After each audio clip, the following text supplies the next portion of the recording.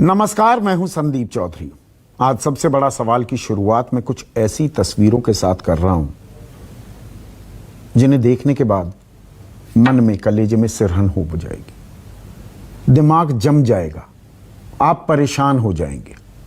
तस्वीरें ही कुछ ऐसी हैं, वो आपको विचलित करने वाली हैं। और ये तस्वीरें दिखाना इसलिए ज़रूरी है, आप तो विचलित होंगे ही, सरकार को भी अब विचलित होने की ज़रूरत है। ये तस्वीरें मैं मुजफ्फरपुर की दिखा रहा हूं, बिहार के मुजफ्फरपुर की। यहां पर यह महिला, चेहरा हमने मोज़ैक किया है, बच्चे भी की भी पहचान हम जाहिर नहीं करना चाहते हैं।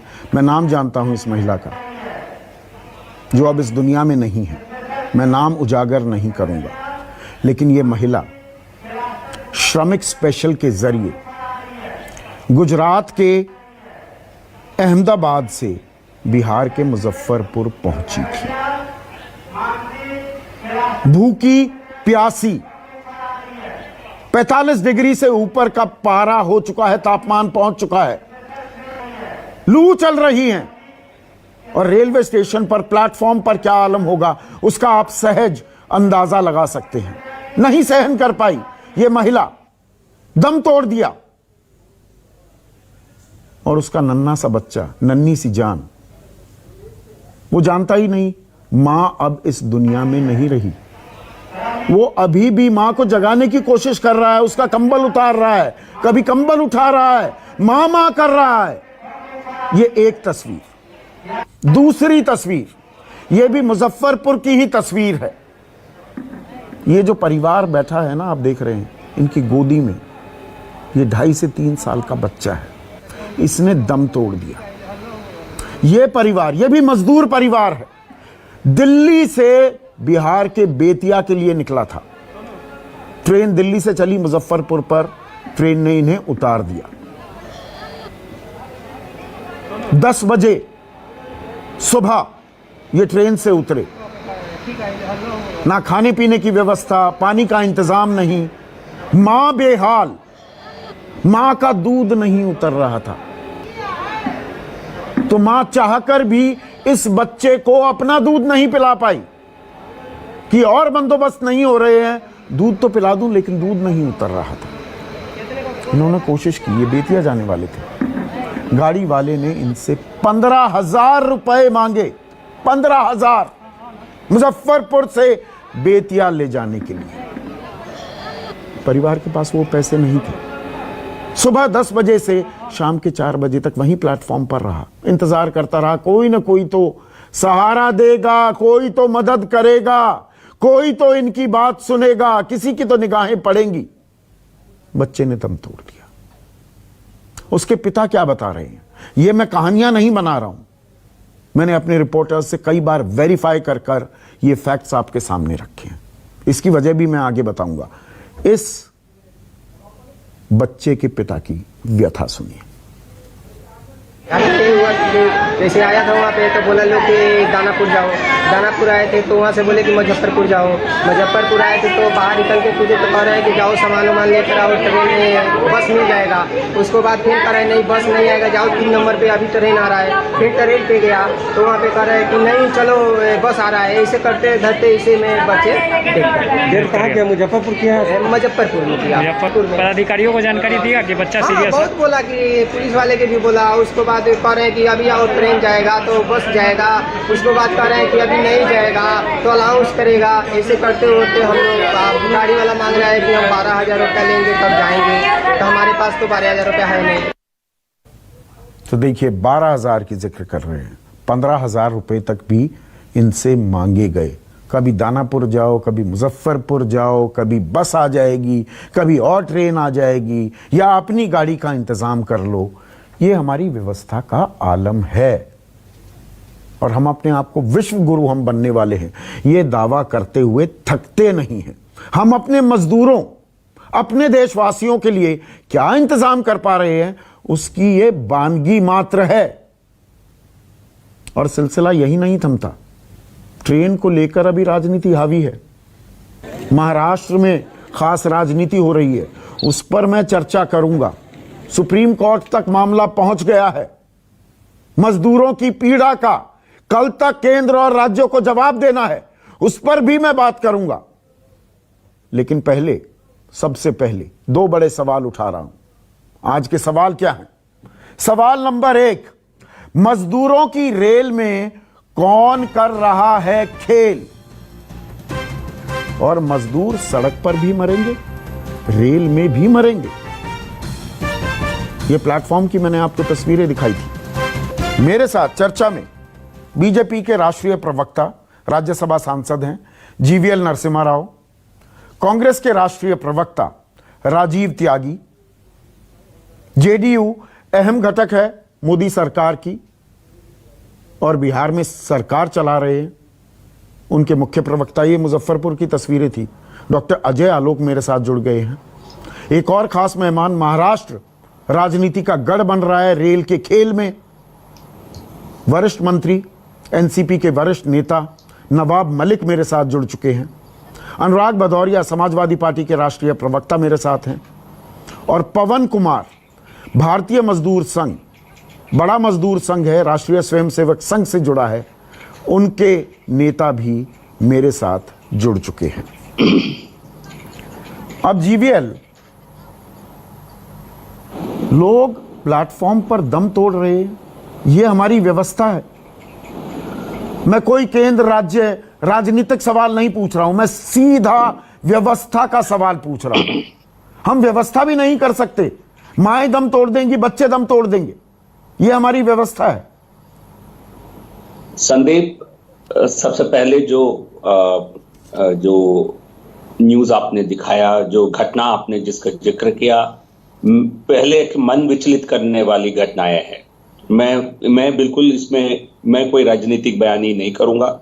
मैं मानता हूं हम सबके दायित्व है, कहीं ना कहीं हम सबकी इसमें फेल्यूर है। मैं एक ह्यूमन बीइंग होने के नाते मुझे लगता है ऐसे जब घटना घटती है हम सबको शर्मिंदगी महसूस करनी चाहिए। मैं मानता हूं बिकॉज हमारे सामने चुनौतियां बहुत है, ऐसा नहीं है कि कम चुनौतियां हैं, बड़ी चुनौतियां हैं। इसके बावजूद जब ऐसी घटना घटती है हमारी मन विचलित जरूर होता है। तो इसलिए मैं, आपने जो बात कही कि ये किसकी जिम्मेदारी है, क्यों ऐसा हो रहा है, हमने ऐसा कर दिया, हमने बहुत कुछ किया है, प्रदेश सरकारों ने बहुत कुछ किया है, बट लेकिन जब किसी की इस प्रकार जान चले जाती है, मैं इसमें बिल्कुल राजनीति करने के लिए तैयार नहीं हूं। मैं मानता हूं ऐसे घटनाएं से हम बचने के लिए क्या करें। बिल्कुल, और मैं आपकी बात से, देखिए जीवीएल, मैं आपकी बात से इत्तेफाक रखता हूं। तू मैं करना, आवाज ऊंची करके सवाल पूछना और ये घड़ियाली आंसू बहाना मजदूरों के लिए, मैं घड़ियाली आंसू नहीं बहाता हूं, मैं रियल मुद्दे की बात करता हूं। यहां पर राजनीतिक पॉइंट स्कोरिंग का कोई मतलब नहीं है। लेकिन अजय आलोक, देखिए मेरे पास रेलवे का एक ट्वीट भी है, क्योंकि खबर जो ये है, जो मैं ये बच्चे और मां की खबर दिखा रहा हूं, लोगों की मौत हो रही है। मंगलवार को भी श्रमिक ट्रेन लगातार चल रही है, 2 बिहार में और मौतें हुई थी, उत्तर प्रदेश में भी 2 मौतें हुई। उस पर रेलवे विभाग लिखता है, यह खबर पूर्णतः भ्रामक और असत्य है। जिन 4 लोगों का उल्लेख किया गया उनमें से 2 लोग पहले से ही गंभीर रोग से ग्रसित थे। बाकी एक व्यक्ति की मौत का कारण पोस्टमार्टम के आने के बाद सामने आएगा। चौथे व्यक्ति का कोई भी विवरण नहीं दिया गया है। आपने तफसील से जानकारी दे दी इन 4 मौतों की। मैं तो पूछ रहा हूं इस मां की मौत कैसे हुई? ये 2.5 साल का बच्चा सुबह 10 बजे से 4 बजे तक बिलखता क्यों रहा? हम तो कहते हैं कि प्लेटफॉर्म पर सारा इंतजाम है, खाने पीने का इंतजाम है। उसकी मां का दूध नहीं उतर पाया, उसको पानी नहीं मिल पाया, उसने दम तोड़ दिया। इसके बारे में भी कुछ संवेदनशीलता दिखा देते, कोई ट्वीट कर देते। गलत तो नहीं पूछ रहा हूं मैं अजय आलोक? नहीं, बिल्कुल गलत नहीं पूछ रहे हैं, और बात सही भी है। सवाल अगर सरकार से नहीं पूछेंगे तो किससे पूछेंगे? विपक्ष से थोड़ी ना पूछेंगे। ये सही बात है कि औरत की लाश प्लेटफॉर्म पर देखना बहुत दुखद था, खासकर उसके दूध मुँह बच्चे के साथ। जीआरपी को इसकी खबर मिली, इसकी सूचना रेलवे के अधिकारियों को दी गई, बिहार सरकार को दी गई। परिवार का बयान आता है उसको कोई बीमारी नहीं थी, मौत पहले हो जाती है। ट्रेन 36 घंटे से रास्ता ट्रैवल करके आई थी, कैसे क्या हुआ कोई प्रत्यक्षदर्शी गवाह नहीं मिला। बहरहाल मौत हो गई, बहुत दुखद है। ये हृदय विदारक था, आपके लिए भी, मेरे लिए भी और सबके लिए भी, जितने लोगों ने इस वीडियो को देखा है उन सोशल साइट्स पे। तो लेकिन एक घटना को लेके आप जनरलाइज इसको मत कीजिए। मैं एक घटना नहीं, देखिए मैं फिर से रोक रहा हूँ। देखिए अजय, हम राजनीति ना करें। मैं एक घटना नहीं, अगर मैं बोलने लगूं ना 7 बजे, एक minute Ajay, just hear me out. देखिए just be a little patient, जब मेरी बात सुनिए। 7:07 हुए, अगर मैं विवरण देने लगूं ना, ब्यौरा देने लगूं पिछले 60 दिनों का, कि कौन तिपहिया लेकर दिल्ली से श्रावस्ती चला गया, कौन व्यक्ति दिल्ली से ग्वालियर अपने घर जा रहा था और आगरा में दिल का दौरा पड़ने से दम तोड़ दिया, कौन एक बिटिया अपने पिता को लेकर गुरुग्राम से सासाराम पहुंच गई, कौन तिपहिया लेकर कहां पहुंच गया, किसके पैर में छाले हो गए, 16 लोग कटकर मर गए, मालगाड़ी के नीचे आ गए क्योंकि वो थक गए थे, वो रेलवे ट्रैक पर सो गए थे, कौन अपने बच्चे को आगरा में सूटकेस पर खींचती हुई ले जा रही थी, और प्रभु नारायण सिंह, प्रभु उनको सद्बुद्धि दे, डीएम कहते हैं हम भी बचपन में अपने पिता के सूटकेस पर सो जाते थे। एक कहानी नहीं है, अगर मैं बोलने लगूंगा पूरा कार्यक्रम खत्म हो जाएगा। ये आइसोलेटेड इंसिडेंट नहीं है अजय आलोक, इस बात को एक्सेप्ट कीजिए।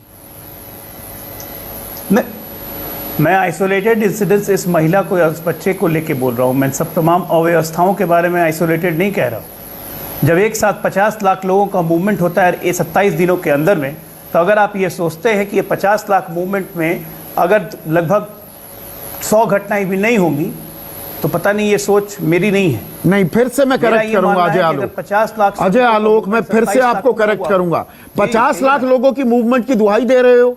ट्रेन जब नॉर्मल दिनों में चलती हैं, 2 करोड़ लोगों की आवाजाही होती है ट्रेन में, तो मतलब इसे नॉर्मल मान रहे हो कि 10-20 मौतें तो हो ही जाएंगी ट्रेन चलेंगी तो। मेरी बात आप सुनिए। हाँ, आप मेरी बात सुनिए ना। आप एक साथ एक्सटेम्पोर बोलने लगेंगे तो मेरी बात कहां से सुनेंगे? बताइए। मुझे तो लगता है आप राजनीति से प्रेरित हो जाते हैं। बताइए। नहीं, आप क्योंकि गलत उदाहरण मत तमाम राज्य सरकारों की गलती है, केंद्र सरकार भी जिम्मेदार है।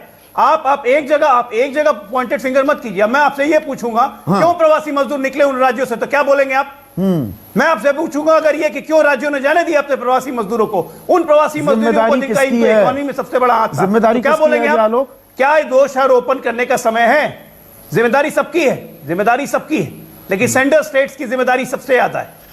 रेल अगर केंद्र चला रहा है तो केंद्र की भी जिम्मेदारी है, लेकिन इसका यह मतलब नहीं हुआ 55 लाख लोग अभी तक 45 लाख लगभग आ चुके हैं। 3,500 से ऊपर श्रमिक ट्रेन चलाई जा चुकी है। 1100 ट्रेन बिहार में हम रिसीव कर चुके हैं। आप कैसे सोच सकते हैं कोई अनहोनी नहीं होगी? साहब प्रैक्टिकली होकर सोचिए, आप व्यवहारिक होकर सोचिए। नहीं, मैं पूरा व्यवहारिक होकर ही, एक मिनट अजय आलोक, एक मिनट, मैं व्यवहारिक सवाल पूछता हूं। नवाब मलिक, मैं बिल्कुल व्यवहारिक प्रैक्टिकल सवाल पूछ रहा हूं। अजय आलोक कह रहे हैं 50-55 लाख लोगों की मूवमेंट होगी तो मौतें होंगी, स्वाभाविक मान रहे हैं। तो मतलब हम ये मानकर चलें, भाई कोरोना से पहले चलती थी ना ट्रेनें। मुंबई में आप तो मंत्री हैं महाराष्ट्र सरकार में, हर रोज लोकल में ही 1 करोड़ लोगों की आवाजाही होती है। देश भर में ट्रेनों के जरिए 2 करोड़ लोगों की आवाजाही होती है। तो ये मानकर चलें, ये तो ऐसे मौत हो जाएगी, बच्चे को दूध नहीं मिल पाएगा, मर जाएगा, माँ वहां पर ऐसे ही लेटी रहेगी, बच्चा उसके चादर के साथ खेल रहा है, सोच रहा है कि माँ उसके साथ खेल रही है, माँ सोने का नाटक कर रही है, उसे पता ही नहीं, वो तो गई, हमेशा के लिए सो गई। ऐसा है कि कोई भी एक व्यक्ति की जान है। अब कुछ मौतें होंगी इस तरह से अगर कोई सोचेगा तो हमें लगता है कि संवेदनहीनता है। एक भी मौत हो जाए इंसान की तो उससे बड़ा दुर्भाग्य हो नहीं सकता, और हमें लगता है कि जो भी हो रहा है गलत। आपने सवाल उठाया, देश के सारे चैनल पिछले 10-15 दिन से मजदूरों के सवाल उठा रहे हैं। सुप्रीम कोर्ट ने भी उसका संज्ञान लिया है। लेकिन एक बात समझ लें आप, इस देश में जो भी मजदूर है, देश में कितने % मजदूरों को कानूनी कवच या उन्हें प्रोटेक्शन मिला हुआ? पूरे देश के मजदूरों की संख्या के 3% मजदूर है, उन्हें कानूनी प्रोटेक्शन है। बाकी जो भी मजदूर है उन्हें किसी भी प्रकार की सोशल सिक्योरिटी। मैं उन मुद्दों पर आने वाला हूं। मजदूरों को लेकर आप भी कितने संवेदनशील है, ये मुद्दा भी पूछूंगा। ट्रेन क्यों नहीं चल पा रही है महाराष्ट्र से, लेकिन मैं अभी व्यवस्था पर सवाल उठा रहा हूं। ये हमारी कौन सी व्यवस्था है कि लोग मर जाएंगे और हम चू भी नहीं करेंगे? यही मैं कह रहा हूँ कि देश एक समाजवादी ढांचे में चलेगा, समाजवादी राज्य होगा, लेकिन कहीं ना कहीं देश में समाजवादी व्यवस्था के बजाय पूंजीवादी व्यवस्था की तरफ हम भाग रहे हैं। ऐसे संकट में भी जो श्रम कानून है उनको सारी कानूनों को निरस्त कर दिया जाए, ताकि बहुत सारी इंडस्ट्री हमारे नहीं, पास आ उसमें जाए। रीथिंक हो इस रहा तरह है, की इसलिए सोच- पवन कुमार को भी नहीं, मैंने मैं बुलाया मैं है। यही कह रहा हूँ। नहीं, मैं एक यही मिनट, कह एक रहा मिनट, अभी हूँ मुद्दे कि पर देश रहते हैं ना में नवाब कहीं ना मलिक। कहीं राजीव त्यागी, लोग दम तोड़ देंगे।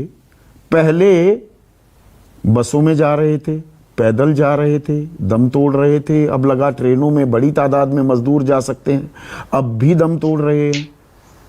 ये हमारी व्यवस्था के बारे में क्या कहता है? और देखिए, खेल मैं क्या इस हो रहा विषय है? पे- राज्य बनाम राज्य, सत्ता पक्ष इस विषय बनाम पे विपक्ष। संदीप जी, सत्ता पक्ष हो या विपक्ष हो, सबका अपना अपना दायित्व है, सबके अपने अपनी बातें हैं जो उनको कहनी चाहिए। निश्चित रूप से जो कह देते हैं कि राजनीति हो रही है, तो मैं इस बात से सहमत इससे नहीं हूँ कि प्रधानमंत्री जी का अपना दायित्व है, विपक्ष का अपना दायित्व है कि वो अपनी बात उठाए, लोगों के पक्ष में खड़ा हो और प्रधानमंत्री महोदय सरकार को जगाने का काम करे।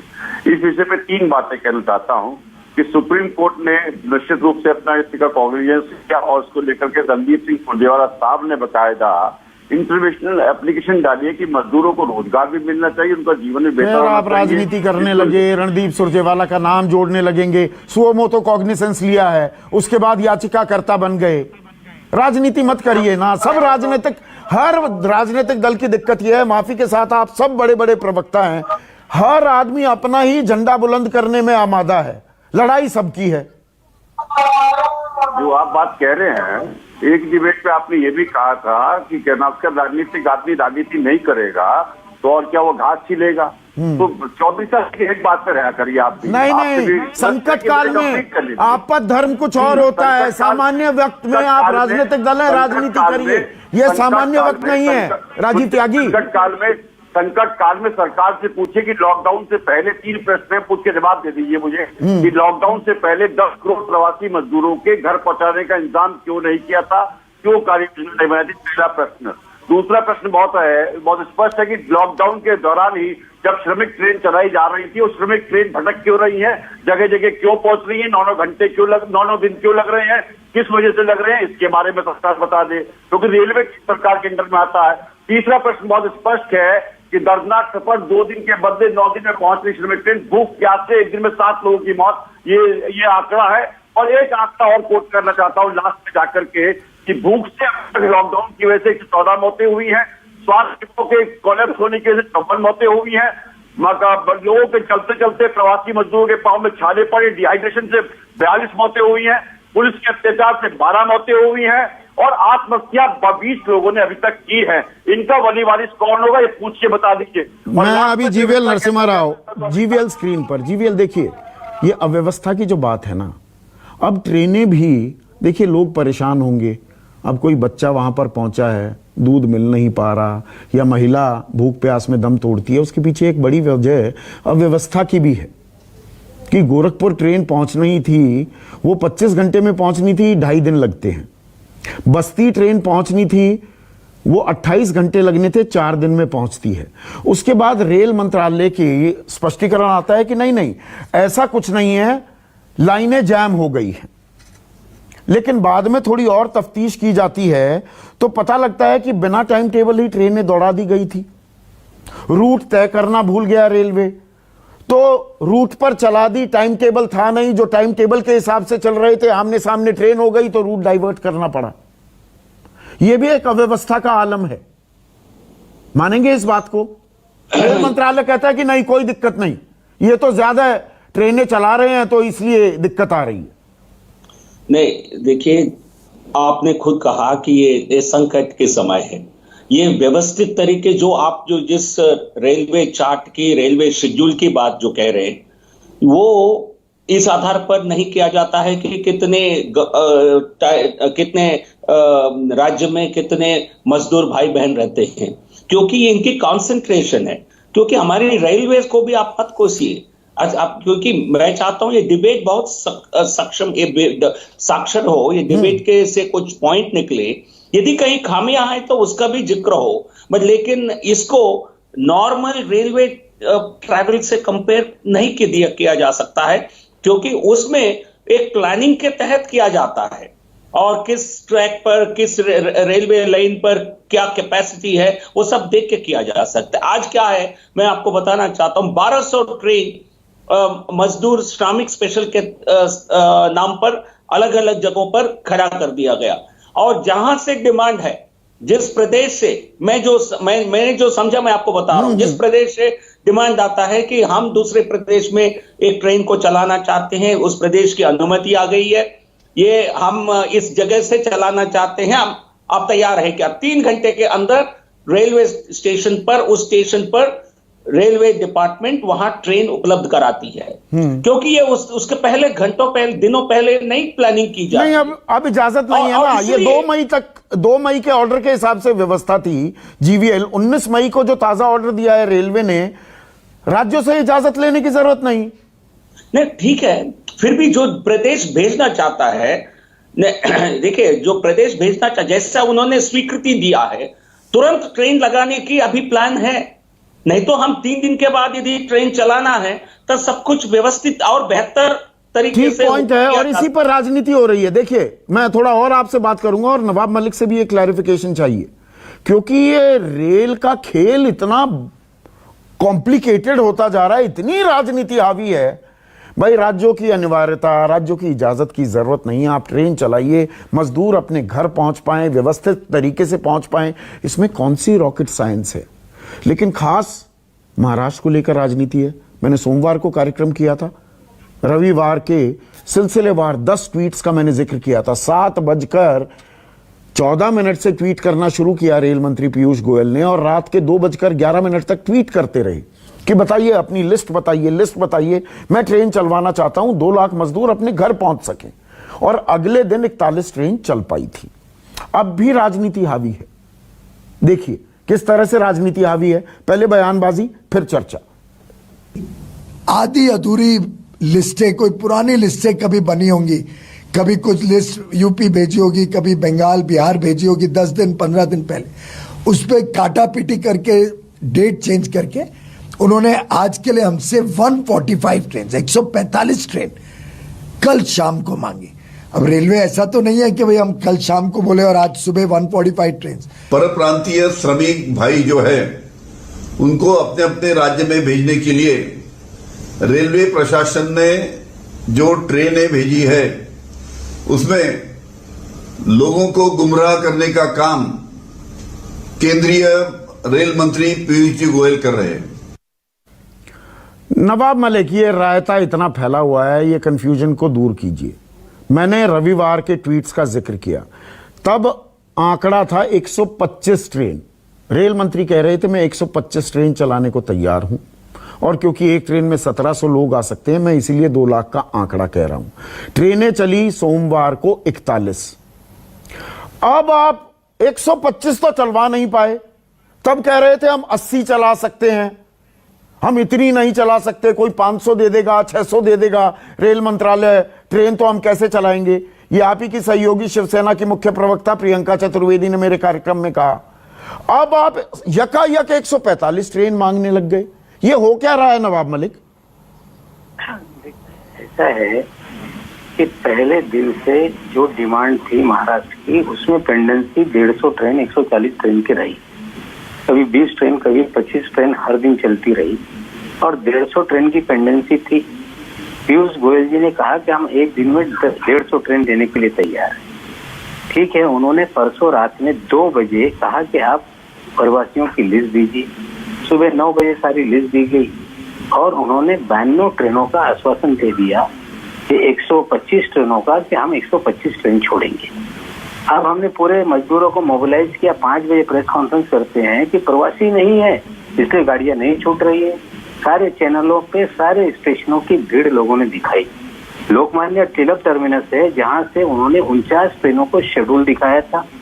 20 से 25 हजार मुसाफिर वहां जुट गए, और 9 बजे डीआरएम कहते हैं कि 16 ट्रेन से ज्यादा नहीं जाएगी। हमने प्रोटेस्ट किया। 2 बजे रात में व्यवस्था फिर शुरू हुई। आपने 35 ट्रेनें जा पाई। नवाब मलिक, रविवार को जो ट्वीट था 10 बजकर, उन्हीं ट्वीटों के बीच संजय राउत जो मुख्य प्रवक्ता हैं शिवसेना के, उन्होंने रात को 10:46, मुझे ये सारे ट्वीट्स कंठस्थ याद हैं, 10:46 पर कहा अपेक्षित सूची भेज दी गई है। वो सूची कितने की निकली? 46 ट्रेनों की, उसमें से 5 बंगाल और उड़ीसा जाने वाली थी, तो वो जा नहीं सकती थी, तो 41 ट्रेन चली। अब आप कह रहे हैं नहीं हमने पूरी दे दी थी जानकारी। आपने तो 41 ट्रेनों की सूची दी थी। सुनिए ना, कल 5 बजे पीयूष गोयल जी ने प्रेस किया और कहा कि 150 ट्रेनें खड़ी हैं, पैसेंजर कहाँ दिखाओ। ये कल की बात है, मैं परसों की बात बता रहा हूँ। ठीक है ना, नहीं हमने देखो जितनी ट्रेनें दी गई मोबिलाइज मजदूरों को किया, और आज भी आपको बता दूं 150 ट्रेनें कह रहे थे, कल 93 ट्रेनें गई हैं। आज उन्होंने 50 ट्रेन देने का वादा किया, जिसके अंदर 40 ही शेड्यूल हो पाई। हमारे राज्य में सबसे ज्यादा प्रवासी मजदूर हैं, सबसे ज्यादा ट्रेनों की जरूरत है, लेकिन कहीं ना कहीं राजनीति हावी रही। गुजरात की लोक संख्या, मजदूरों की संख्या महाराष्ट्र से अधिक थी, उन्हें 750 ट्रेन दी गई। हमारे यहाँ ट्रेनों की संख्या कम दी गई, और एक दिन में ट्रेन दे देते हैं रात को। जहाँ ट्रेनें दी जा रही हैं नवाब मलिक, वहाँ ट्रेन आप चला नहीं रहे, राजनीति हावी होती है। कौन सा सच कह रहा है, कौन झूठ कह रहा है, आम आदमी अपना सर ही खुजलाता रह जाएगा और मजदूर मरता रहेगा। सच झूठ आपको तय करना पड़ेगा। शाम को 5 बजे की प्रेस कॉन्फ्रेंस, स्टेशनों की भीड़, 9 बजे का हमारा ट्यूट, 2 बजे के बाद रेल व्यवस्था का जागना, और सुबह 6 बजे तक ट्रेन चलाना, ये सारी जांच कर लीजिए। मैं वो तस्वीरें भी दिखाऊंगा, पर मैं इस राजनीति से मुझे कोफ्त आ रही है। नवाब मलिक साहब, पवन कुमार हैं, भारतीय मजदूर संघ के बड़े नेता हैं। पवन कुमार, आपको बात समझ में आ रही है?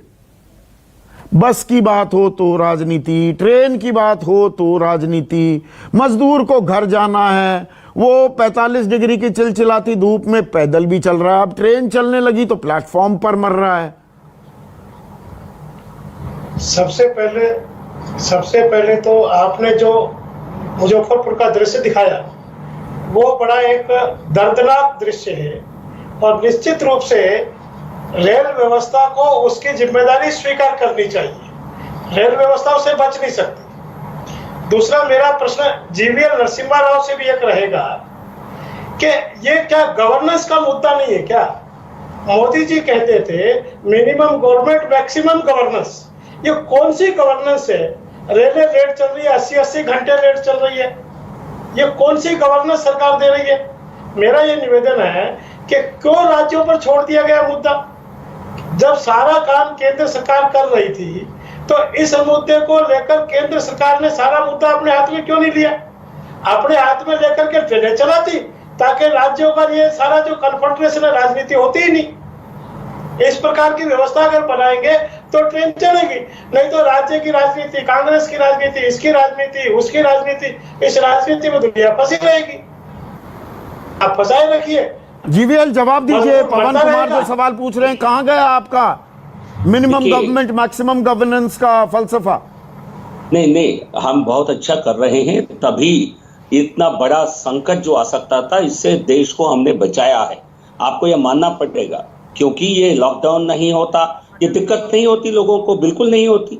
या हम 10 दिन के मोहल्ला देते, हम 5 दिन पहले कह देते आप सब अपने घर घर चले जाओ, तब पूरे देश में फैलता कोरोना, तब लाखों लोग मर जाते। कि क्या इस प्रकार के आंकड़े नहीं किए गए क्या? इस देश में 12 करोड़ लोग संक्रमित होंगे, 1 करोड़ लोगों की मृत्यु हो सकती है, ये सब विश्व के बड़े संस्थान ने किया है। और हाल में जो ISI ने स्टडी किया है, उसने कहा कि लगभग 78,000 लोगों की मौत हो सकती है लॉकडाउन नहीं होने से। मरने वाले कौन होते? सबसे गरीब मरते, मैं बता रहा हूं। तो इसलिए हम जब उनकी दिक्कत, कौन कह रहा है मजदूर को या गरीब को दिक्कत नहीं हुई? नहीं, हम सब मानते हैं। उनके कष्ट को कम करने के लिए हर प्रकार की कोशिश किया गया। एक मिनट जीवीएल, देखिए आप जबरदस्त सेफोलॉजिस्ट भी रहे हैं, चुनाव पर आप जितनी पकड़ कम लोगों की है देश में। हमारे देश में 60 करोड़ लोग वोट डालते हैं ना, दुर्गम से दुर्गम इलाकों में जाकर वोट डालने की व्यवस्था हो जाती है ना। ट्रेन जब चलती हैं तो 2 करोड़ लोग हर रोज आवाजाही करते हैं ना। यहां तो लाखों की बात है। मेरा सवाल व्यवस्था को लेकर है। यही बात पवन कुमार भी पूछ रहे हैं कि व्यवस्था कहां है, इस व्यवस्था की जिम्मेदारी किसकी है? सबसे पहली जिम्मेदारी क्या केंद्र सरकार की नहीं बनती है? मैं जवाब दे रहा हूं, आपने बीच में रोक दिया। नहीं, माफी चाहूंगा, आप बात देखिए- जारी रखिए। हाँ, देखिए संदीप जी, देखिए ये लॉकडाउन, ये कोरोना हम सबको कह के नहीं आई है ना। बिल्कुल, पूरे विश्व किसी को मालूम नहीं था। हमने लॉकडाउन अचानक क्यों किया, ये कई लोग बार बार सवाल पूछते हैं। अचानक इसलिए करना पड़ा। यदि हम लाखों लोगों को, करोड़ों लोगों को अपने घर भेज देते, बंबई से मजदूर अपने भाई 10 लाख लोग बिहार और उत्तर प्रदेश जैसे राज्य चले जाते, जहां गांव में, वैसे सभी प्रदेशों में रूरल इंफ्रास्ट्रक्चर नहीं है, यदि ये संक्रमण बढ़ता, तबलीगी जमात से देश को इतनी तकलीफ क्यों हुई बताइए ना। तबलीगी जमात में 4000 लोग आकर चले गए थे, क्या दिक्कत थी? बट लेकिन तबलीगी जमात पूरे देश में जाने के कारण क्या संक्रमण नहीं फैला? यदि हम संक्रमण तो जहां मैं बैठा हूं वहां भी फैल रहा है। साथ में बिल्डिंग है, वहां पर वो पूरी तरह से सील हो गई है। नहीं, देखिए, हम यदि सबको उसी समय लाखों संख्या में हम ट्रैवल करने की इजाजत देते इसको लॉकडाउन के पहले, तो उसमें देश के हर जिले में तो अब कौन सा काबू में आ गया? उस वक्त दी जा सकती थी ना, कोई व्यवस्था की जा सकती थी कि एक मोहलत दी जाए। पवन कुमार रिस्पॉन्ड कर रहे हैं, 1 मिनट पवन कुमार, क्योंकि अनुराग भदौरिया कुछ नहीं बोले हैं। पवन बाबू, छोटा सा कमेंट, आप कुछ बीच में इंटरजेक्ट कर रहे थे। नहीं, मैं केवल इतना कह रहा हूँ संदीप, मैं केवल इतना कह रहा हूँ कि मैं रेल व्यवस्था पर प्रश्न कर रहा हूँ, मैं लॉकडाउन पर प्रश्न नहीं कर रहा हूँ। 2 मई से जब रेल चलाई, तो केंद्र अगर सारी व्यवस्थाएं अपने हाथ में ले लेता तो शायद इस प्रकार की व्यवस्थाएं नहीं होती। केंद्र ने रेलवे प्रदेशों पर छोड़ दिया, उसके कारण से ये व्यवस्थाएं खड़ी हुई है। इसलिए रेल को सारी व्यवस्थाएं केंद्र करेगा तो ये संकट नहीं आएगा। मेरा बिल्कुल। और ये जो महाराष्ट्र की बात है ना, 125 ट्रेनें पहले पीयूष गोयल कह रहे थे चलाने की, तो 46 की लिस्ट मिली, उसमें से 41 चली। फिर शिवसेना कहने लगी 145 दे दो। अब वहां पर कंफ्यूजन कितनी है, अव्यवस्था कितनी है, उसकी मैं तस्वीरें आपको दिखा रहा हूं, जो दर्शक हमारे साथ अभी जुड़ रहे हैं। ये सीएसटी, छत्रपति शिवाजी टर्मिनस, वसई, धारावी और सायन की तस्वीरें हैं। और यहां पर आप क्या पाएंगे? अनुराग भदौरिया, इन इलाकों से आप भी वाकिफ हैं, आप मुंबई जाते रहते हैं। ये देखिए भीड़ कितनी है, मतलब उनको जानकारी दी जाती है। जिन लोगों ने रजिस्टर करा रखा है, अपना कोरोना वेरिफिकेशन करा लिया कि भाई वो कोरोना पॉजिटिव नहीं है, उनके पास संदेश जाता है कि ट्रेन चलेंगी, ट्रेन अलग अलग स्टेशनों से चल रही है। वो लोग आकर खड़े हो जाते हैं। सीएसटी, वसई, धारावी, सायन, ये तमाम तस्वीरें मैं आपको दिखा रहा हूं। और वहां जाकर पता लगता है ट्रेन तो वापस लौट गई, ट्रेन तो चल नहीं पा रही है। मतलब अरे भाई, कोई सिंक्रोनाइजेशन नाम की, कोऑर्डिनेशन, समन्वय नाम की भी कोई चीज होती है। The left hand doesn't know what the right hand is doing in the country today.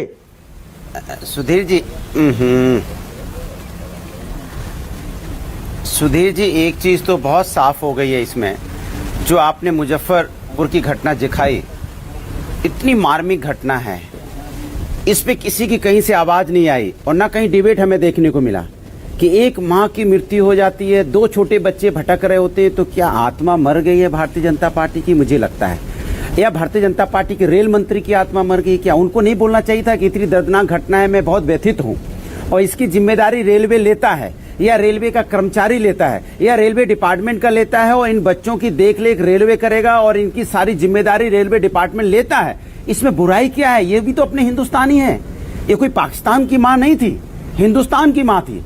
और वो घटना, जो छोटे बच्चे बिलख रहे हैं, क्या उनकी जिम्मेदारी तुरंत रेल मंत्री को नहीं लेनी चाहिए? रेल मंत्री ने अभी तक कोई जिम्मेदारी नहीं ली। कहते हैं मैं रात भर जगता हूँ, 2-2 बजे तक जगता हूँ, ट्वीट करता हूँ। आप 2 बजे तक जगते हो, तब भी आपकी 40 ट्रेनें भटक जाती हैं। इसके मतलब आप ट्रेनों की सेवा के लिए नहीं जगते, आप राजनीति करने के लिए जगते हो। अगर आप ट्रेनों की सेवा और गरीब मजदूर की सेवा के लिए जग रहे होते तो ट्रेनें भटक ना रही होती, तब आप फोन पे होते कि भाई कौन ट्रेन कहां जा रही है, सही टाइम से जा रही है कि नहीं जा रही है, इससे बात कराओ, जीएम से बात कराओ। नहीं, आप बात कर रहे हो किससे, कैसे राजनीति खेली जाए, कैसे महाराष्ट्र की सरकार के साथ राजनीति खेली जाए, उत्तर प्रदेश की सरकार के साथ आप राजनीति खेल रहे हो। शर्म आनी चाहिए ऐसी तो महाराष्ट्र सरकार तो राजनीति खेल रही है। छाले पड़े उनकी छाड़ो, उनकी कभी 125 मांगते नहीं, कभी 145 मांगने लगते हैं। हम कहते हैं कि महाराष्ट्र सरकार की नहीं, हम कहते हैं महाराष्ट्र सरकार आपसे 2 ट्रेन मांगे, जिम्मेदारी आपकी बनती हुई है, पूरा देश आपका है, आप केंद्र सरकार में बैठे हैं, आपको पूरे बहुमत के साथ बिठाया मत। आप महाराष्ट्र से ही बहुत सी सीटें आपके पास आई हैं, एक आध सीटें कोई वहां जीते हैं या 2 सीटें जीती होगी कांग्रेस, सारी की सारी सीटें आप जीत के आए हैं, 300 पूरी बहुमत के साथ आप हैं। और उसके बाद आप जब बहुमत के साथ प्राइम मिनिस्टर बन गए तब आप चुनने लग गए, ये महाराष्ट्र है, ये गुजरात है, राजस्थान। तब बता देते कि मैं जब प्रधानमंत्री आप मुझे बना दोगे, उसके बाद हम राष्ट्र को अलग अलग तरीके से बांट देंगे। नवाब मलिक कर रहे हैं। देखिए नवाब मलिक, ये राजनीति से हासिल क्या है, फायदा किसका हो रहा है? मजदूरों का फायदा हो रहा है? कौन देखिए ऐसा है, राजनीति का सवाल नहीं। आप कहोगे कि 49 ट्रेनें फलाना स्टेशन से छूटेगी, रात को 9 बजे आप 16 ट्रेन छोड़ने के लिए तैयार होगे, तो भीड़ जुटने वाली है कि नहीं? अगर आप जितनी प्रोवाइड कर सकते उतनी बताइए, उतना मोबिलाइजेशन होगा। हमें लगता है देश में अपनी नाकामियों को छुपाने के लिए प्रेस कॉन्फ्रेंस कर लेना, ट्वीट कर देना, ये उचित नहीं है। जो भी संभवता हो सब मिलकर काम करें। 1 महीने तक तो काम ढंग से चलता रहा, फिर एकाएक रेल मंत्री आकर जनता के सामने क्यों खड़े होने लगे? क्योंकि लोगों के मन में गुस्सा बढ़ रहा था, अपनी नाकामियों का ठिकरा किसी पे फोड़ना था, इसलिए राजनीति कर रहे थे।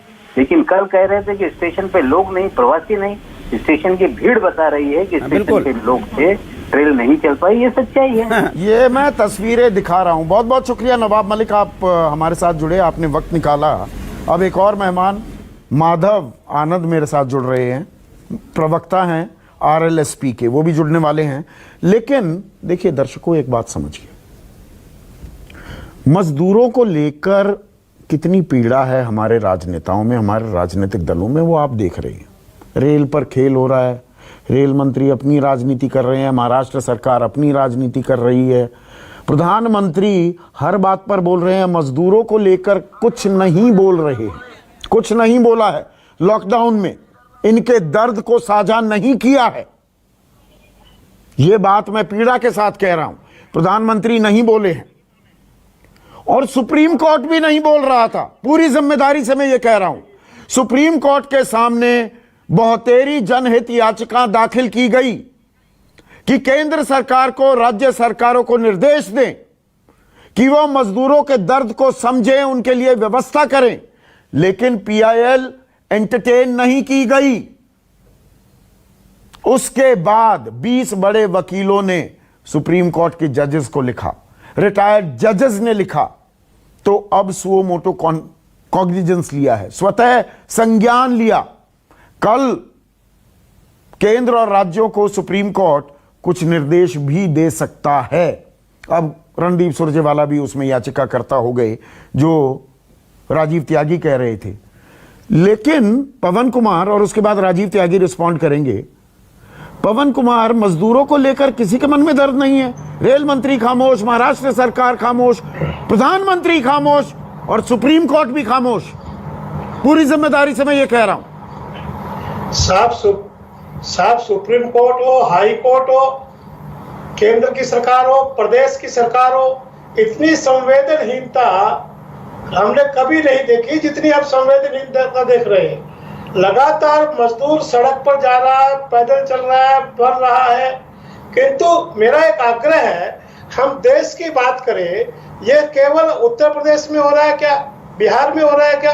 बाकी भी प्रदेश के जो हिस्से हैं, पंजाब से लेकर राजस्थान से लेकर मध्य प्रदेश से लेकर छत्तीसगढ़ से लेकर आंध्र तेलंगाना तक, सारे देश में इस प्रकार की घटनाएं दिखाई देती है। केवल ये बिहार की घटना है, केवल उत्तर प्रदेश की घटना, ऐसा नहीं है।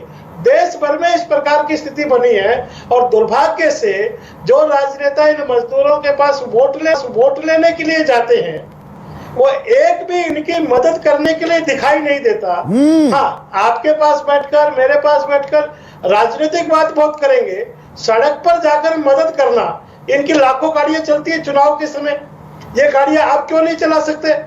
आप नहीं चलाएंगे। चुनाव के समय इनकी हजारों गाड़ियां चलेंगी, सब राजनीतिक दलों की चलेंगी, किंतु मजदूरों के लिए एक के पास भी गाड़ी नहीं है। इनकी मन में कोई संवेदनाएं मजदूरों की नहीं है। ये मजदूरों से केवल वोट के लिए बात करते हैं, बाकी समय मजदूर को पूछते ही नहीं। बिल्कुल राजीव त्यागी गलत कह रहे हैं, पवन कुमार गलत कह रहे हैं क्या, या कड़वी हकीकत बयां कर रहे हैं? देखिए, जो बात कह रहे हैं, ये राष्ट्रीय मजदूर संघ ने जो बात कही है, मैंने जो बात कही है, तीनों एक जैसी बात है। और बहुत केंद्र सरकार को कहीं ना कहीं ब्लूप्रिंट बनाना चाहिए था। मैं एक सवाल पूछना चाहता हूं चौधरी साहब, ट्रेन जो 4-4 दिन 7-7 दिन 9 दिन में पहुंच रही है, इसमें भी राज्यों की गलती है क्या? राज्यों ने उसका रूट डिसाइड किया था, ये रेल मंत्री का काम था, रेल मंत्रालय का काम था, क्यों नहीं किया?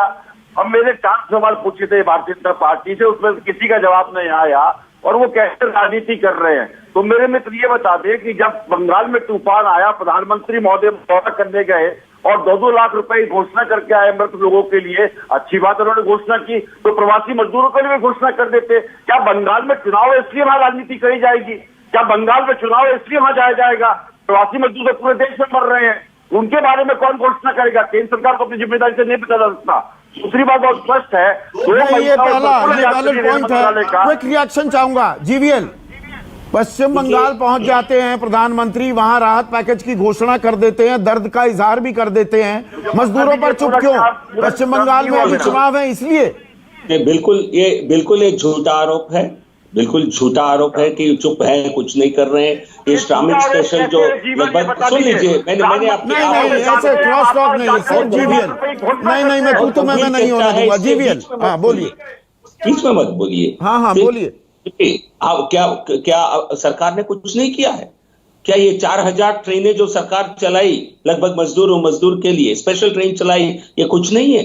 पहले हमने घोषणा के पहले, लॉकडाउन के पहले जाने की हमने इंतजाम नहीं किया था। क्यों नहीं किया था? क्योंकि हम नहीं चाहते थे ये वायरस स्प्रेड हो जाए। लोग खुद, ये हमारे मजदूर भाई खुद संकट में होते, और अभी कुछ प्रोटोकॉल तय किया, लोगों को ट्रेन में बिठा के भेजना आसान था, बट लेकिन उसके जरिए यदि वो संक्रमित हो जाते, उससे बचना है, उससे बचने के लिए कई तरह के इंतजाम करना है। 2 महीने में प्रधानमंत्री ने मजदूरों के लिए क्या कहा, मुझे ये बताइए।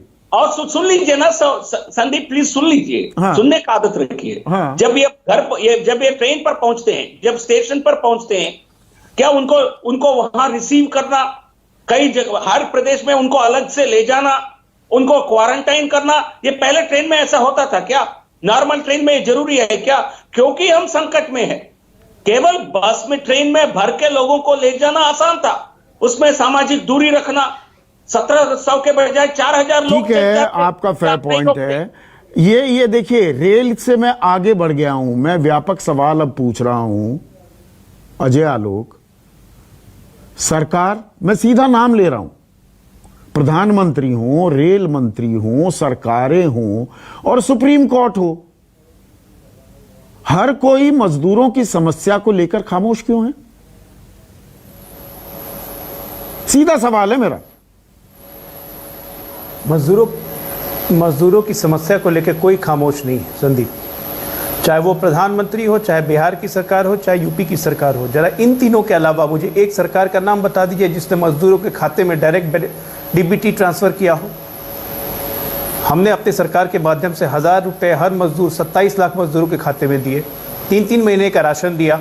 जो प्रवासी मजदूर हमारे यहाँ के रह रहे हैं क्वारंटाइन में, उनको हम 500 रुपया अतिरिक्त दे के विदा कर रहे हैं, उनको लिए रोजगार का इंतजाम भी करवा रहे हैं। राजनीतिक मंशा कहीं नहीं है। लेकिन मैं अब आपके प्रोग्राम में अभी इतने देर के डिस्कशन में मतलब 3 उदाहरण कोल्लू के बैल हैं। अब सुनिए, मुझे 10 सेकंड दीजिए।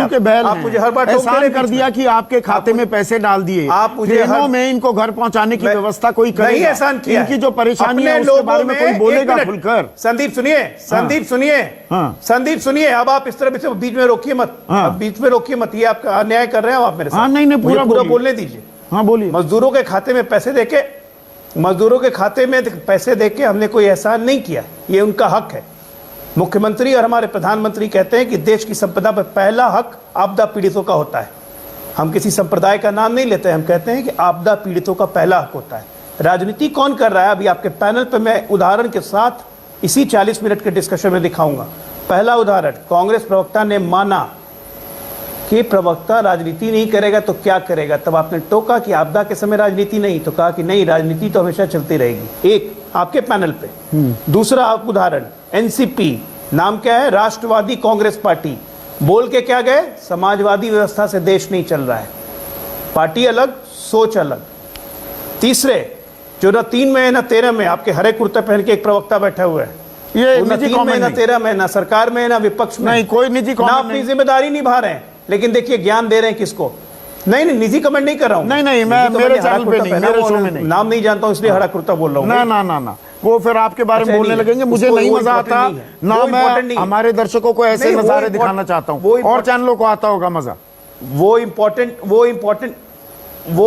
नहीं है। मेरा मतलब है कि वो न 3 में है ना 13 में है, किसी की मदद भी नहीं कर रहे हैं, लेकिन राजनीति करने से बाज नहीं आ रहे हैं। तो इसको कहते हैं राजनीति करना, विशुद्ध राजनीति करना।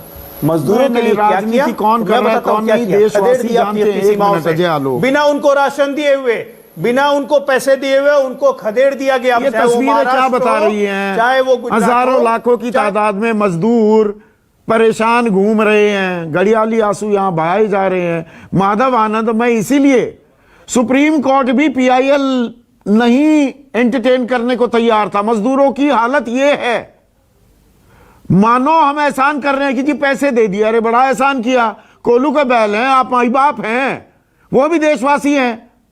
आप और मैं अगर नौकरी करते हैं, मैं नौकरी करता हूं, मैं भी तो मजदूर ही हूं। मैं नौकरी पेशा कहता रहूं, मैं भी रोजी रोटी कमा रहा हूं, वो भी कमा रहे हैं और मेहनत से कमाते हैं, पर उनकी पीड़ा कोई नहीं सुनेगा। जब इलेक्शन का वक्त आता है संजीव जी, तब सुना जाता है। अभी अजय आलोक जी ने बड़े बड़े दावे किए। मैं कहता हूं कि कोई सभी सरकारों को संवेदनशील होना चाहिए। इस आपदा के घड़ी में हम सब लोग को मिलकर ही कुछ कर सकते हैं, राजनीति नहीं होनी चाहिए। लेकिन राजनीति कौन कर रहा है? राजनीति तो सत्ताधारी दल भी तो राजनीति कर रहे हैं। कहाँ राजनीति नहीं कर रहे हैं? बिहार की स्थिति आप देखिए, जितने भी श्रमिक की घर वापसी हुई है, आप उनको 500 रुपया दे रहे हैं, 1000 रुपया दे रहे हैं। क्या आज के इन्फ्लेशन का जो रेट है, अजय आलोक जी डॉक्टर हैं और शास्त्री नहीं है, लेकिन उनको ज्यादा पता होगा कि इन्फ्लेशन क्या होता है। इन्फ्लेशन का जो रेट आज के डेट में भारत में है, क्या 500 रुपया 1000 रुपया से किसी श्रमिक का पेट भी भर सकता है क्या? जितने भी क्वारंटीन सेंटर बिहार में है, 2400 रुपए दावे किए जा रहे हैं कि एक व्यक्ति पे 2400 रुपए खर्चा किया जा रहा है। लेकिन वास्तविक बात संजीव जी ये है कि क्वारंटीन सेंटर की जो हालात है बिहार में, यानी ऐसी बदतर स्थिति है कि आप कल्पना नहीं कर सकते हैं। एक शौचालय में 50 आदमी, 60 आदमी, 100 आदमी जो है तो जाना पड़ता है। रोशनी की व्यवस्था नहीं है, खाने पीने की व्यवस्था नहीं है, कपड़े पहनने के लिए नहीं दिए जाते हैं। दावे बड़े बड़े किए जाते हैं संदीप जी, लेकिन वास्तविक बात यह है, जब धरातल पे आप जाएंगे, कागज पे सब कुछ अच्छा लगता है। माननीय मुख्यमंत्री जी अच्छी अच्छी बातें करते हैं, उप मुख्यमंत्री जी अच्छी अच्छी बात करते हैं, और डबल इंजन की सरकार है। संजीव जी, मैं तो शुरू से कहा, मैं सिर्फ बिहार की बात नहीं कर रहा हूँ, मैं अखिल भारतीय स्तर पर मजदूर हमारी प्राथमिकता भी है क्या? अनुराग भदौरिया, मजदूर हमारी प्राथमिकता है क्या? मतलब बड़ी बड़ी बातें, चुनावी रैली में तो बहुत बड़ी बड़ी बातें होती हैं। अगर मजदूर हमारी 52 करोड़ है मजदूर देश में। मजदूर हमारी प्राथमिकता होती तो प्रधानमंत्री जी जब आए थे बोलने के लिए, नहीं, अगर प्राथमिकता इन्होंने की होती और इनके अंदर उनके दर्द होता और उनको अपना समझ रहे होते, ये लोग उनको अपना समझते नहीं है, उन्होंने इस देश का समझा ही नहीं है। उनको लगता है कि ये तो कोई बात नहीं, मजदूर हैं, इन पे हम 500 का टुकड़ा फेंक देंगे, 1000 रुपए फेंक देंगे, इसी में खरीद लेंगे, इनको नहीं 2000 इनके अकाउंट में डाल देंगे, ये तो बिकाऊ है। इनकी मानसिकता बन चुकी भारतीय जनता पार्टी की। नहीं तो प्रधानमंत्री एक शब्द ना बोलते। जहां 52 करोड़ गरीब मजदूर हो और प्रधानमंत्री जी से एक शब्द ना निकले मुंह से, एक बार दर्द ना निकले। 20 बार आप बात करते हो, लेकिन गरीब मजदूर की आज तक एक बार उन्होंने आवाज नहीं उठाई, एक बार नहीं उठाई। तो ये मुझे दर्द होता है कि आप गरीब मजदूर के ऊपर में बात तो करते हो, कहते हो कि गरीब आदमी जो चप्पल पहनता, हवाई चप्पल पहनता, वो हवाई जहाज में चलना चाहिए, यही बोलते थे। और जो सुविधाएं अमीर को मिलती वही गरीब को मिलनी चाहिए, ये प्रधानमंत्री जी के भाषण थे, हमारे नहीं है। जीवेल साहब सुन रहे होंगे। और आज उनके बारे में कोई दर्द नहीं, क्योंकि सत्ता आपको मिल चुकी है, वोट उनका मिल चुका है, अब उनकी जरूरत नहीं है। फिर सरकार आएगी, फिर इलेक्शन का वक्त आएगा, फिर जाति धर्म की बात करेंगे, फिर पाकिस्तान ले आएंगे, फिर 2000 के टुकड़े फेंक देंगे। मुझे ब्रेक लेना है, लेकिन ब्रेक से पहले देखिए, सारा खेल ऑप्टिक्स का भी हो गया है क्या? कोई स्वीपर्स के पैर धोने लगेगा चुनाव से पहले, कोई दलित बस्ती में जाकर रोटी खाने लगेगा, कोई सुखदेव विहार में बैठकर, पेवमेंट पर बैठकर मजदूरों से बात करेगा जो अंबाला से झांसी जा रहे थे। बस तस्वीरें खिंचवा लो और खैर ख्वाह बन जाओ और दिखाओ कि मजदूरों को लेकर हम कितने संवेदनशील हैं। बस यही है हमारा कंसर्न मजदूरों को लेकर। संदीप जी, मैं केवल हाथ जोड़ करके इन सब राजनीतिक दलों से एक निवेदन करना चाहता हूं कि मजदूरों का भाई साहब मार्च और अप्रैल का वेतन दिलवा दीजिए। हर राजनीतिक दल की सरकार कहीं ना कहीं है, केंद्र में होगी, प्रदेशों में होगी, सब राजनीतिक दल की पार्टियां जितनी यहाँ बैठी है, एक समाजवादी पार्टी को छोड़कर सबकी राजनीतिक सरकारें हैं। कृपा करके इनका वेतन दिलवा दीजिए। हमारी हाथ जोड़कर प्रार्थना है। कितने संवेदनहीन लोग हैं ये सब, मजदूर का वेतन नहीं दिलवा सकते। वेतन ही नहीं, मैं इसमें जोड़ दूं पवन जी, आपकी इजाजत से मैं जोड़ दूं, वेतन तो मिल ही नहीं रहा और साल में 2 दफा अप्रैल और सितंबर में जो न्यूनतम वेतन होता है, मिनिमम वेजेस होते हैं, उसमें इजाफा किया जाता है और 500 रुपए तक का इजाफा हो जाता है।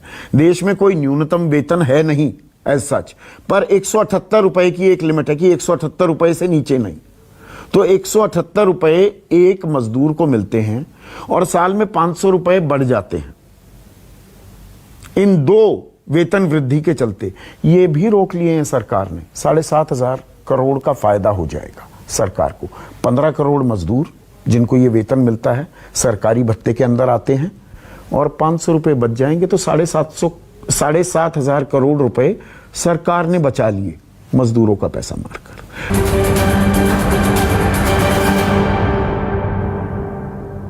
अंतिम चरण है, लास्ट कमेंट्स, जीवीएल और राजीव त्यागी। जीवीएल 30 सेकंड में। मजदूर हमारी प्राथमिकता होनी चाहिए ना, मजदूर हमारा फोकल पॉइंट होना चाहिए कि नहीं, डिस्कशन के लिए, चर्चा के लिए, वही देश का आर्थिक पहिया घुमाएगा। हम माने बिल्कुल, ये हमारे लिए प्राथमिकता है। बहुत कुछ इस दौरान किया गया है। ये कहना कि सरकार ने नहीं किया है ये बिल्कुल बेईमानी होगी। हमने 11,092 करोड़ रुपए जो प्रदेशों को देकर माइग्रेंट्स के उनके रहने के इंतजाम के लिए और खाने के लिए आयोजन करने के लिए हमने पैसा दिया था। हमने 4,200 करोड़ वेतन नहीं दिया, वेतन वृद्धि रोक ली। मुझे बीच में मत टोकिए संदीप, 30 सेकंड है क्योंकि आज नहीं, आप क्या नहीं जानते, जनता को जानकारी हो। 2 करोड़ 20 लाख जो मजदूर हैं कंस्ट्रक्शन सेक्टर में, उनको 4,200 करोड़ रुपए दिए गए। अब ये घर जा रहे हैं, उनके लिए 40,000 करोड़ का अधिक नरेगा का फंडिंग बढ़ाया गया, जिससे हर मजदूर घर बैठकर अगले 4 महीने में कम से कम 25,000 कमा सकते हैं। ठीक है, ठीक है, ये आप दावा कर रहे हैं। मैं ये देखिए, ये रिकॉर्डिंग रखूंगा और इस पर हम पूरा 1 घंटे की चर्चा करेंगे। आपने कई दावे कर दिए 30 सेकंड में। राजीव त्यागी। देखिए, मेरा बहुत सवाल बहुत स्पष्ट है मजदूरों के बारे में। प्रधानमंत्री महोदय जिस टाइम ये कह रहे थे कि पूरे देश में किसी को सैलरी कटौती नहीं करनी, दूसरी तरफ सरकारी कर्मचारी का डीए काट रहे थे, फौज का डीए काट रहे थे। इससे प्राइवेट सेक्टर के प्लेयर्स को मजदूरों का वेतन काटने का हौसला मिला, पहली बात। दूसरी बात बहुत स्पष्ट पूछना चाहता हूं कि 20 लाख करोड़ रुपए में से आपने क्या मजदूरों के ट्रांसपोर्टेशन में कोई प्रावधान किया? आपने बिल्कुल प्रावधान नहीं किया। तीसरी बात, आपने 151 करोड़ रुपए पीएम केयर फंड में दिए रेलवे ने, लेकिन मजदूरों से पैसा वसूलने का काम किया। 2 तारीख का सर्कुलर याद करिए, तो रेलवे ने जारी किया। बहुत बहुत शुक्रिया। तो मजदूर हमारा फोकल पॉइंट बने। 52 करोड़ लोग हैं, हम उनके बारे में चर्चा करें, उनकी व्यथा सुने, उन्हें सुरक्षित घर पहुंचाएं। वो घर से वापस भी आने हैं, कारखाने अगर आपको चलाने हैं। अब तो शक्तिकांत दास ने मान लिया इस छमाही में हमारी नेगेटिव ग्रोथ रेट रहेगी। आज बस इतना ही। नमस्कार।